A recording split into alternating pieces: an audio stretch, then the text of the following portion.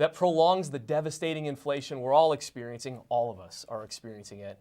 Now, this week, Congress will begin debating a continuing resolution to fund the government through mid-December, just a couple months. Now, this is going to be funding for Ukraine, emergency spending for COVID, and also to allow the process and release of tens of thousands more illegal aliens into this country. Now, this is a grab bag in more ways to spend tax dollars, and then if we can't get taxes for it, we're just going to print the rest, I guess, EJ.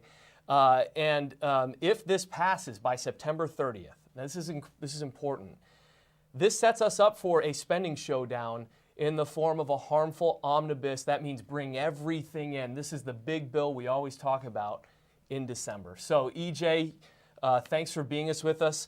EJ Antoni is a research fellow here at Heritage. He does a great job analyzing the economic policy, I guess, mishaps and awful economic policy stuff that is happening constantly here in DC. Man, thanks for being with us. Thank you for having me. Yeah. Well, okay, just start us out here. I want, in the simplest form, to set the stage for what a CR, continuing resolution, is. We kind of alluded to it up to the top, but just go a little bit deeper. Not too deep, but just enough for us. Tim, this is basically just Congress saying we're not going to address any of the substantive problems we actually have in the budget. We're just going to kick the can down the road. We're going to do a temporary spending measure that's only going to cover us for a really little bit of time, and we're not going to address any of the actual concerns. It's a lot like a person who's spending more money than they take in, and they're racking up credit card debt, and they just decide, oh, I'll just pay the minimum monthly payment one more time. Yeah. Right? You haven't actually addressed any of your fundamental budget problems. And you're just making it that much worse down the road when you finally do go to address those things. Yeah. And of course, they're going to make the argument that, well, we have to do this. You know, we have this COVID emergency that's happening that we got to continue to fund. But EJ, and I'll just let you take this here, but last time I heard, I saw President Biden saying the pandemic's over. Exactly. So what are we, so billions of dollars more. Why keep perpetuating this state of emergency?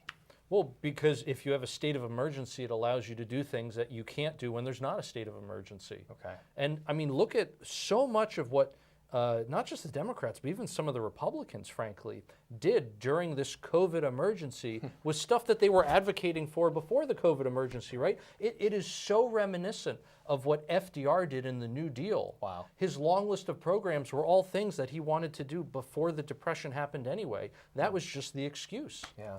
And also, the other top line thing that we're seeing is funding for the war in Ukraine. Now, of course, we can spend and help support military efforts there.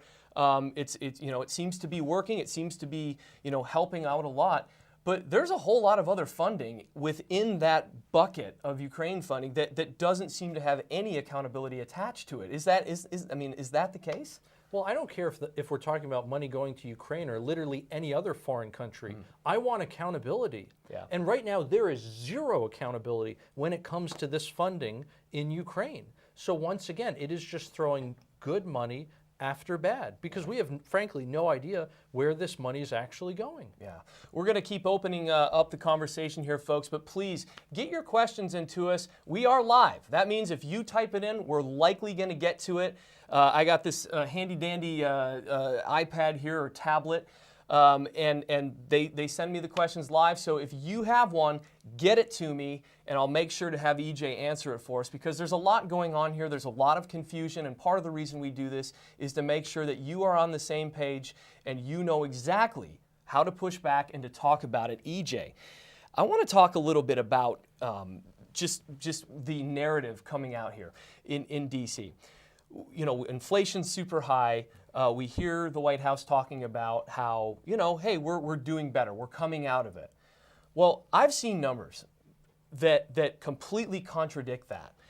And this spending that continues to happen, setting us up for even more spending in mid-December, what is that going to do to inflation? This is a perfect example of the left hand not knowing what the right hand is doing. So as Congress and the president continue to pour fuel on this fire and continue to spend, they're making it that much harder for the Fed to get inflation under control. And so as they continue with these massive, massive deficits, right? That forces the Fed to use higher and higher interest rates to have the same effect on inflation. Yeah. In other words, we are just throttling this economy towards recession. Yeah. I mean, how high is high? You know, how high is a high interest rate? What are we talking about here to fix, you know, trillions of dollars of increased spend, potentially trillions of dollars of increased spending? Well, I mean, the last time we had inflation this hot, you had the key Federal Reserve interest rate, which now is less than 3.25%. Back then, 40 years ago, it was in double digits. Oh my God. So by no means are we anywhere near a worst case scenario yet. So double-digit inflation, that's more expensive mortgages, more expensive car payments. Well, even without the inflation, just what we're looking at now with these interest rate hikes, mortgages that you just mentioned. Yeah. I mean, your monthly payment has gone through the roof. It's basically doubled since Biden took office because of these huge interest rate hikes. I'm not even talking about just the value of the home, the price of the home going up, but just the fact that the interest rate has now doubled has caused monthly payments to explode. And the poor people who got into these variable rate mortgages are going to be in a world of pain when those rates kick in. Yeah, we have an audience contribution. Todd on Facebook. Todd, thanks for watching. He says, how about we actually pass a budget? You know, that thing that is required by law? What a novel idea, right? But you know, it's so much easier to just do all these continuing resolutions. And you know, my dad always told me timing in life is everything, right? Look at the timing of what they're trying to do right now. They want a CR just until after the midterms, but not when the new Congress takes power in January. In other words, they want to make sure that when they force this omnibus through in December, that they don't have to suffer any political ramifications from it. Because if they were to do this today before the midterms, it would raise holy hell among the electorate. Sure, yeah. And of course it continues to chip away at the Inflation Reduction Act narrative that is supposed to decrease inflation. But as we know, we have the student loan thing coming where they're basically just shifting student loan. They're not canceling it. They're shifting it to us taxpayers. We're going to have to pay for that. And then they're proposing all this other spending. I got to imagine that offsets the Inflation Reduction Act. More than, yes, absolutely. And again, if you look at the budget, there are so many places where you could cut. I mean, it's an absolute joke, right? Wow. And so when they talk about we want to increase funding for Project X, Project Y, whatever the case may be, I mean, who knows? Maybe that is a very good cause. I have my doubts, but maybe, right? Right. If you really want to do that, why can't we just force you to simultaneously cut somewhere else? Just find the waste somewhere else. Why? And if you actually were to just follow that simple procedure, over time, you would end up with a relatively healthy budget, whether it's large or not. Now, I remember a few years ago, President Obama was touting pay-go, meaning if you're going to spend something, you have to find a way to pay for it. You pay as you go. And that doesn't seem to be the narrative of the liberals here in D.C. anymore. We have a user on Getter, and I love, folks, thank you so much for watching. We know that you're out there on Getter. A lot of you are there. We really appreciate you doing that. It says, SCOTUS is the highest court in the land. Can they step in and shut this garbage down? You know, that's a great question. Unfortunately, we have had, I don't know how to put it, a very bizarre set of legal circumstances, I feel like, and some equally bizarre legal outcomes over the last few years over issues like standing, where people have been denied a right to sue, for an example, because they were unable to demonstrate how they were actually harmed by whatever thing was in question. That's a huge point, yeah. You know, even when it seems pretty self-evident, right, that. But anyway, the that point I can't is, afford my steaks at the grocery store. Yeah, exactly. Yeah. But you know, the fact that that so much of what is happening is legally dubious, I think speaks volumes about the people in power right now. Absolutely. Folks, we just thank you so much for watching. We have questions coming in all over the place. That means we're going to be here a while. These questions keep coming because I'm not letting you go. EJ, you have this stuff on lockdown. We have a YouTube user. And this is a good question. This goes to the narratives. This goes to the strategy. We don't just want to complain here. It says, how do we get government to lower spending and lower taxes on the lower middle class? I would say lower tax on everybody.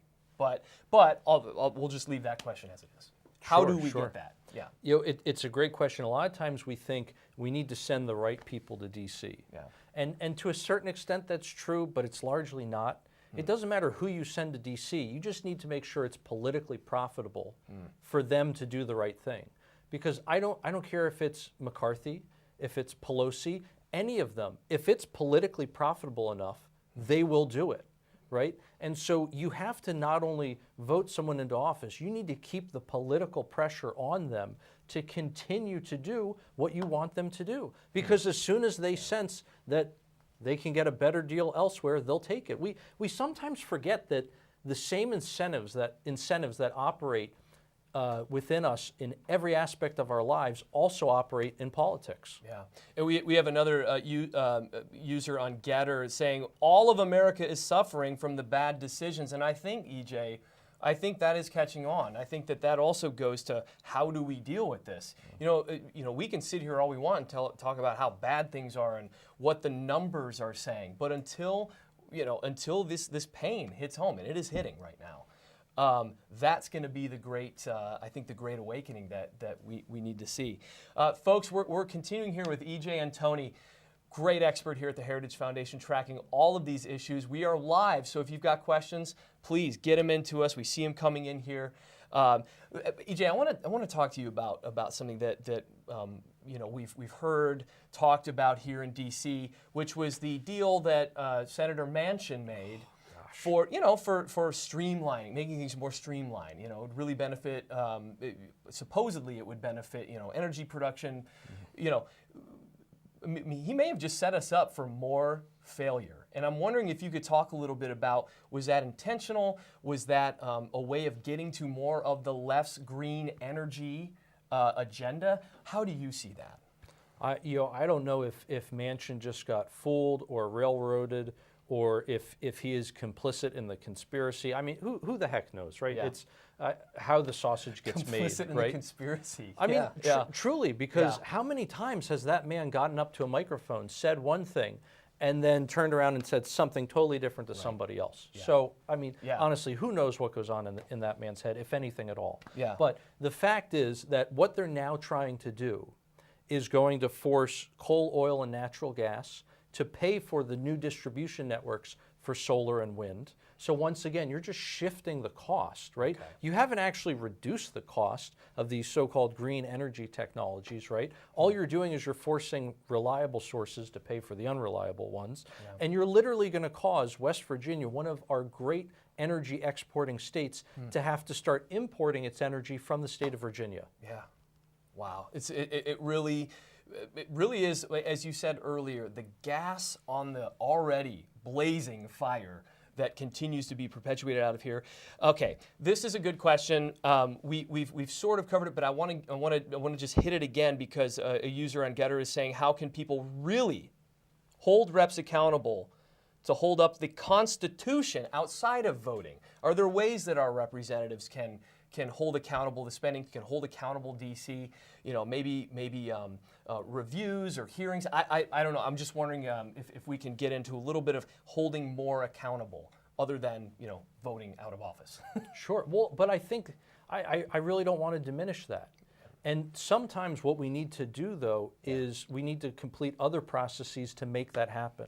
So it's not just enough that I go out and vote. It's not just enough that I write my congressman, senator, et cetera, right? And especially local government, too. Let's not diminish how important local government is. Yeah. But it's just as important that I go out and I educate my fellows as much as I can so that they do the same. And sometimes that can have much more of an impact than me just doing it by myself. If I spend an hour writing a congressman versus spending an hour convincing a dozen people to do the same, which is going to have more impact? Right. And the other thing is, because our educational establishment, not all education, but the educational establishment in this country has completely failed the populace, it's also imperative that we help educate our fellows as well. Talk to me a little bit more about this continuing resolution. We talked about the emergency, quote unquote, emergency spending for COVID. We're talking about about Ukraine spending for their defense. I'm wondering. I know that I saw a little line item here to help fund activity at the border of what's going on. Now, is that something where that's going to help solve the border crisis that's happening, or is that additional fuel on the fire? What is going on there? You know, it's amazing how if these people were intentionally trying to destroy the country, I don't know what they would do differently. Yeah. I truly don't. No, this is doing absolutely nothing to solve the border crisis, which they created. Yes. Right? This is literally giving them more money to do more of the same, to get more illegal aliens further into the country. But you'll notice, not to Martha's Vineyard, right? Not to New York City, not to Chicago. No, they would rather send them to, red states or red areas within any colored state, right? Yes. They don't want it. They don't want it in their backyard. Interestingly enough. Yeah, it says it's an additional almost 1.8 billion for refugee and entrant assistance. I just wonder all that's included. The euphemisms Yeah. are just. I mean, could we get any more Orwellian? Yeah, and we know than this administration. Right, and we know a lot of the people coming to this through the southern border are claiming refugee status, whether or not they are or whether or not they aren't. They are claiming refugee status, which means I guess we're funding that behavior a little bit potentially. Sure, my friend Art Laffer often says that if you subsidize something, you will get more of it. Yeah. And that's exactly what we're doing here. Yeah. And please explain to me how a refugee from South America, or someone who's claiming refugee status, right? But they're from South America, and they wandered all the way up through Central America and Mexico, and somehow they can't get asylum until they get to America, until they get to the United States. I mean, how is this not a huge red flag? Yeah. We have a YouTube user that is pretty up in arms about this, and thank you for contributing. I'm just going to say, take care of Americans with Americans' money. Why do we have any vets on the streets homeless? They should be first in line anyway. There are dozens of vets, literally, this is true, dozens of vets that commit suicide every day. How is it we send a single dime overseas before taking care of our own here in America? It's, reprehensible, really, isn't it? It is. Yeah, and we see it. I mean, just walk outside of the Heritage Foundation where we're at right now. We see it all over the place, and this culture is perpetuated by the leaders in charge. And again, I think that word, accountability, continues to grow, which is really what we're doing here right now. So EJ, give us just a little bit of cast a little bit more of a vision for what we need to look out for. Let's say they pass this. This goes right through, sets us up for mid-December, the big omnibus. What are we looking for in the interim, and what is our task in holding accountable? Unfortunately, if they get this through and then they get to ram another piece through, obviously the big piece, like you said, in December, it's going to be very, very difficult to stop it. Yeah. And so one of the key things there is going to be trying to figure out what all is in this giant mess, this giant piece of legislation, if you want to call it that. That seems a generous use of the word, but oh well. They're still not reading legislation over there, I guess. We have to pass it so we can... Then we find out what's in it. Right, okay. right, exactly. Yeah. Go ahead, right. continue. I'm sorry to interrupt you. So, yeah. just the insanity is mind-boggling. Yeah. But basically, the key is going to be, can you peel off enough votes from the Democrat bloc and also not lose Republican votes? Because let's not forget, let's look at the Senate, right? Yeah. Which, for a lot of cases, needs Republican support for different spending packages, other than reconciliation, right? Yeah. Republicans under Biden have been complicit in over $1 trillion of extra spending. Yes, yeah. So again, it really just goes to show that this is not about politics. Yeah. It's about policy, and it's about holding people accountable, not just putting the right person in office. Yeah. And as we see with the inflation numbers, with the interest rate hikes, look, as I was always told my dad, good choices, good consequences. Bad choices, bad consequences. And I think we're seeing that play out here. EJ, I'm so glad to have you here. You're going to become a regular on this, man. We're just going to keep turning the cameras on and tackling these issues as they happen. So I just wanted to thank you for giving us your time today. And folks, I want to thank you as well for tuning in. All of your questions, it really does contribute to the content portion of this program. As Rush Limbaugh always used to talk about Open Line Friday, this is Open Line Friday every single time Heritage Explained. So again, thank you folks, and EJ, Awesome, man. Thank you. My pleasure. Thank you for having me.